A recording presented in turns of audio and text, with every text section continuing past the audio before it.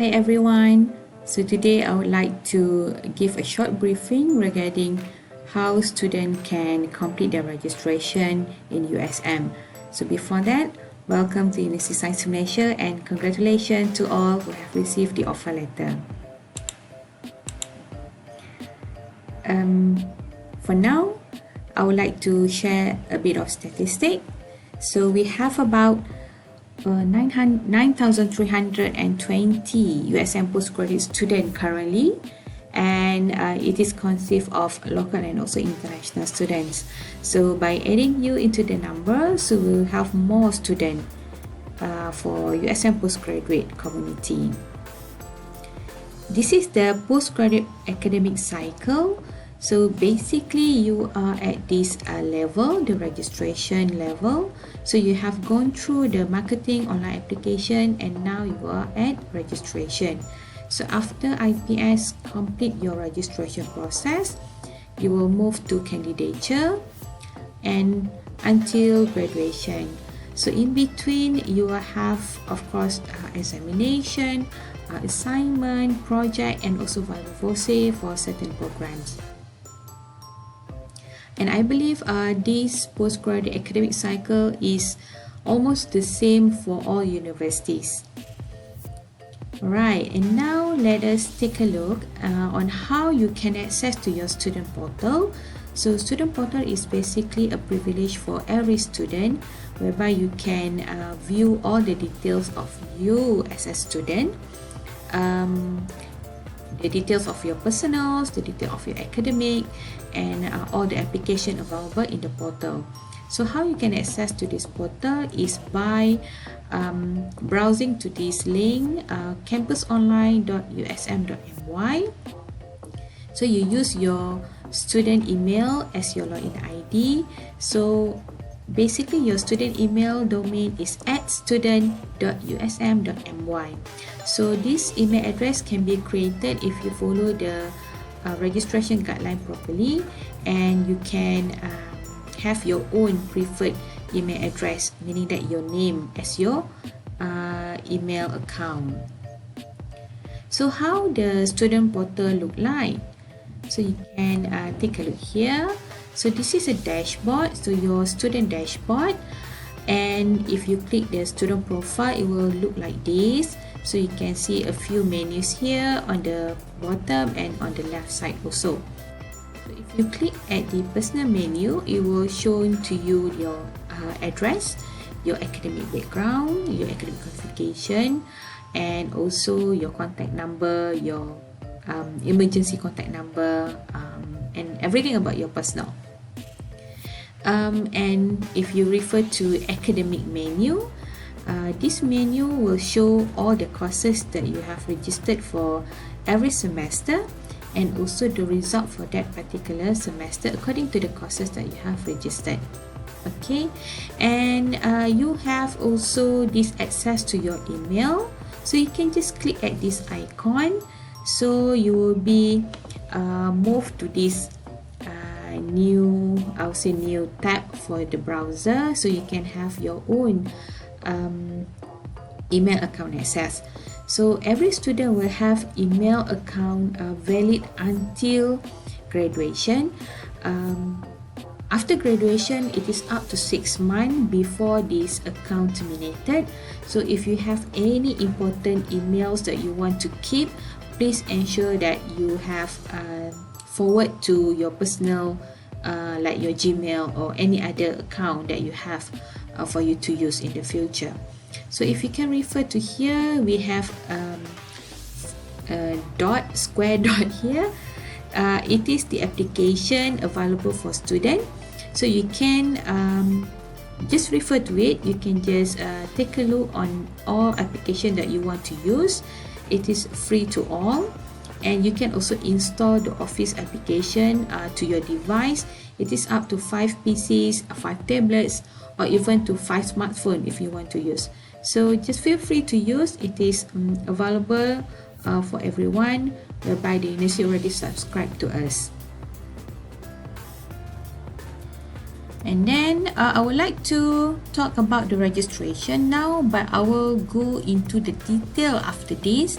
but right now it's just the the general things, or to do things what you need to do in order for you to register as USM student. Of course, the first one is for you to check the offer letter given, and you can do the acceptance of the offer process. You have to download the registration guideline, make the payment of the registration fee. Please follow the important tasks, especially to do the self-enrollment process, self-upload. For all students, you have to complete the health examination report. But for international students, the requirement or this process you can do after you arrive in Malaysia. Currently, you are required to provide the health declaration form first. So this health examination report you can submit later. And then you can register for courses and pay the tuition fee. Submit the document for registration, and which is now we conduct the process via online, so you don't have to be physically come to IPS. So we make things more easier to everyone, so you don't have to drive your car here, and you don't have to find any parking spot available in the campus, so it might be difficult for you. So you can just submit everything online. And finally, you can do the collection of your student card and registration kit. And basically, for local student, we will pass your student card and the registration kit to your school. But for international student, you have to collect from IPS, because we need to get your health examination report first before we can release the student card and registration kit for you. Okay. And now, this is, I will say, one of the important information that you have to take note, which is the add and drop of courses. Students basically are allowed to do the add and drop courses until the second week after the new semester started. If you drop the course after the second week semester started, unfortunately the fee is not refundable to you, so you have to arrange accordingly. What are the course or the subject you want to register? If you want to add or you want to drop the course also, please make sure it is within the second week of after the semester started, so which is until 4th of April 2021. Alright, so you might want to know where to get the form in order for you to add or to drop the course. So you need to browse to IPS website, which is www.ips.usm.my, and you can refer to the download menu here. So you can just click the menu, the download menu, and you can show the page can be shown to you like this. So you just go to candidature matters and click at the form folder, and if you can see here, inside the folder there will be a lot of forms available for you to use, and choose the form accordingly. For example, here to add the course, you can use the HEP01, or to drop the course you can use the HEP02. And now I would like to explain further regarding renewal of registration, which this process is compulsory to all students. In your case, it's going to take place in October later. Okay, October or September. It depends on when the system is available to be accessed, because normally IPS will open the system 2 months before the new semester started. So you can do the course registration via your campus online. You can choose or you can select the next semester subject for you to register, and you can make the payment of your tuition fee.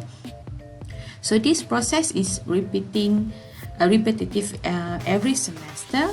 So you have to know, normally after your examination for each semester, you have to think of to renew your next semester subject or course. So the process will be the same for every semester. So normally for coursework and mixed mode student, we don't have so much issue because you know the time frame, the program structure is already prepared for you, so you just follow the process accordingly.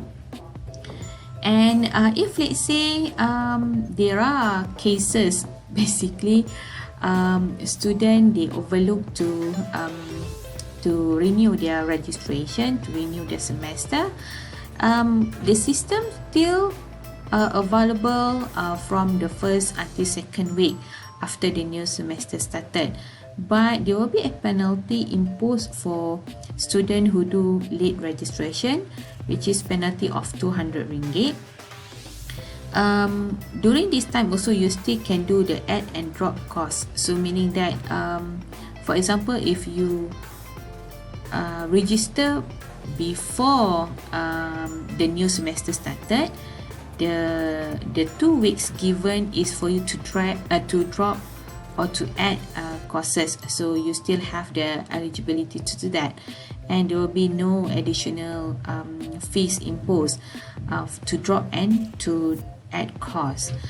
But as I mentioned earlier, if you want to drop the course after the second week, the fee is not refundable. And then this is a normal practice after the 5th week after the new semester started. IPS will continue the process to terminate a student who did not renew the semester. So termination letter will be issued to all students who are failed to renew their registration. So at this time you will see your status become expelled. So this is where you can notice why the changes happen to your student profile. This is the example of the poster that IPS provide to students. Normally we will email to student email, so we will do the announcement through the student email, IPS portal, and also school notice board. So you can just look around. Normally 2 months before the new semester started, this announcement will be putting everywhere. Okay, and now let us talk about postponement of candidature. Why you need postponement? Because some students during their study period, maybe they have some personal reason, for whatever reason you are eligible to apply for postponement, and it is now available in the system, so you can just apply directly from your campus online portal, like I showed to you just now, the menu for postponement. So you can just click at the menu and you can fill out the online form for you to apply for postponement. So postponement is basically eligible or can be given to students up to 2 semesters for whatever reason. Let's say your personal, your financial problem, or family, health. So it's up to you. So it's a kind of privilege for students. So you can use this opportunity if you want to postpone your study during your candidature period. And for extension, this is another type of extending of your candidature period. It is also it is eligible. You are eligible to apply for the extension, but you must apply before the maximum date of your candidature. Well, basically, extension is not automatically can be approved. It depends on the reason why you need to do the extension. For example, you are on your final semester, but you have not finished your subject or certain courses in order for you to fulfill the graduation you need, so you can apply for extension of your candidature. And finally, this is graduation in council. Of course, after student complete everything, meaning that they manage to fulfill the graduation unit for them to graduate, so they can be awarded graduated or graduation status. So in order to facilitate students to get their certificate or their transcript early, the university has come up with this process, which is the graduation in council, whereby it is a privilege for students to obtain the certificates and the academic transcript prior to convocation ceremony. So normally students would like to have the certificate in advance, so they do not want to wait until the convocation ceremony, then only they get the certificates, right? So you have this option, so you can just refer to your campus online portal again just now, like I showed to you. So you can just click at the menu and you can apply for GIC. Don't worry, although you have been given the certificate earlier, you will still be allowed to join the convocation ceremony later. So you can use the certificate in advance, either for you to further study or for your working purpose, for your employment purpose. So it's up to you. So you can apply for this. So the process will be very easy. You just apply online, make sure everything, any dues to the university is there will be no dues to the university, so then only we can process your request.